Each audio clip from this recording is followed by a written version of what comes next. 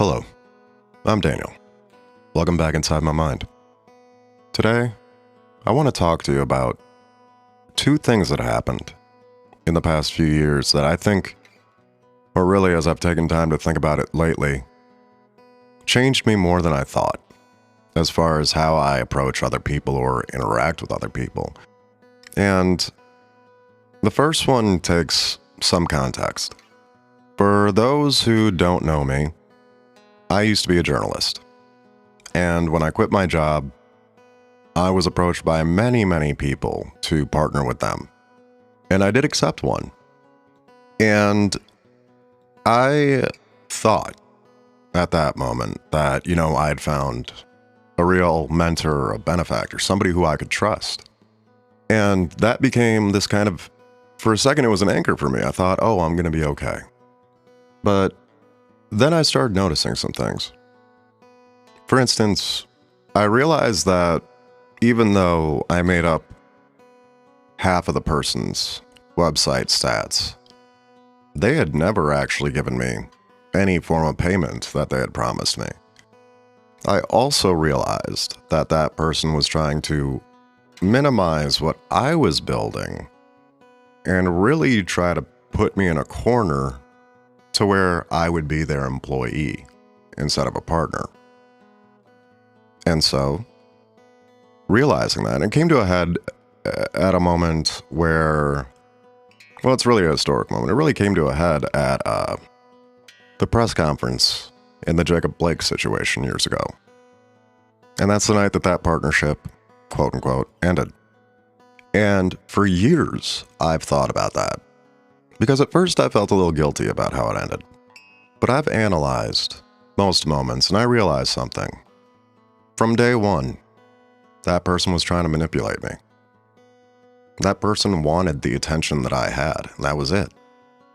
And so I thought about most of the interactions that I had with people around that time. And it broke down to the same thing.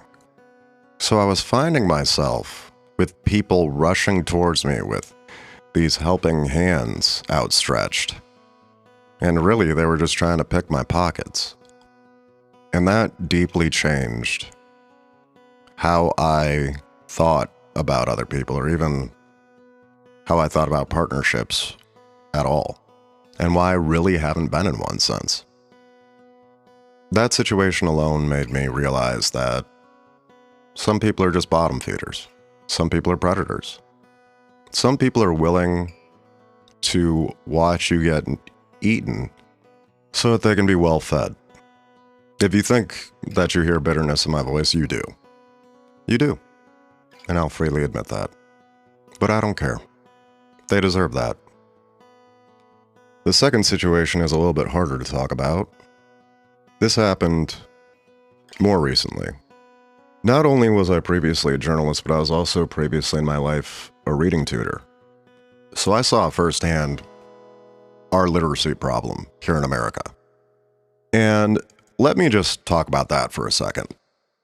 So what I can tell you from my experience is that we have a significant and depressing literacy problem here, meaning that more kids and adults than you've ever been led to believe are effectively illiterate. You assume people can read because they've grown up. However, I'm going to tell you that the majority of people actually do not read that well. And it starts in elementary school because you see, if you are not reading at grade level by third grade, after that point, you are significantly behind and you're going to suffer for years to come. Because from, let's say, kindergarten to third grade, you are learning to read.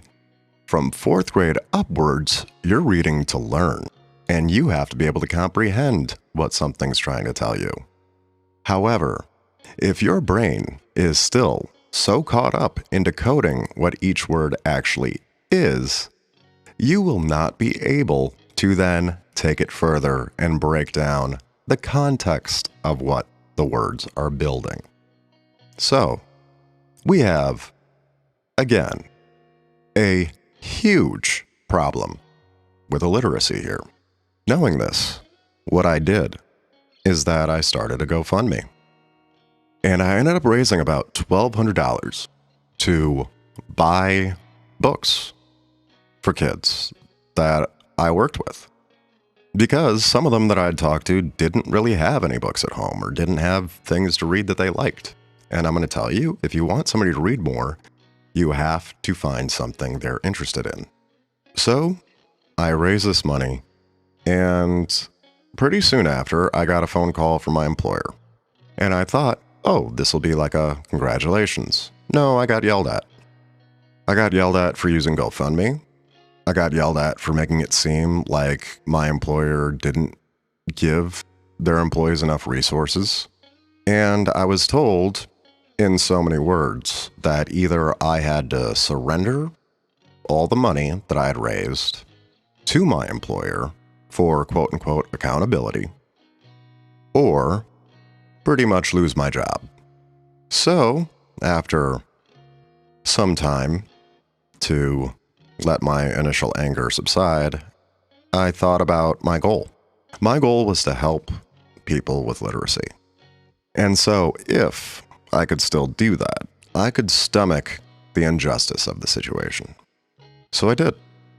And then, lo and behold, and completely surprised me, I was on national TV where I was given and donated another $5,000 for my reading initiative. And I was happy and I was proud and for anybody else, this would have been maybe the best moment of their life. And then the check came.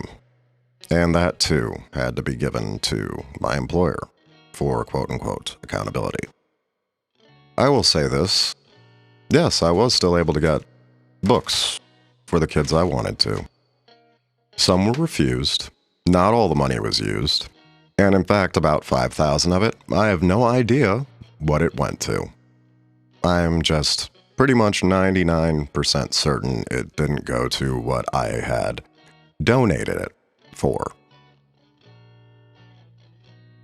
So, you can imagine how one might feel after going through that, after thinking that you're doing some huge, great thing, to being treated like you had, I don't know, picked a baby out of a stroller and punted it like a football. It was horrible. And still this day, I don't know why.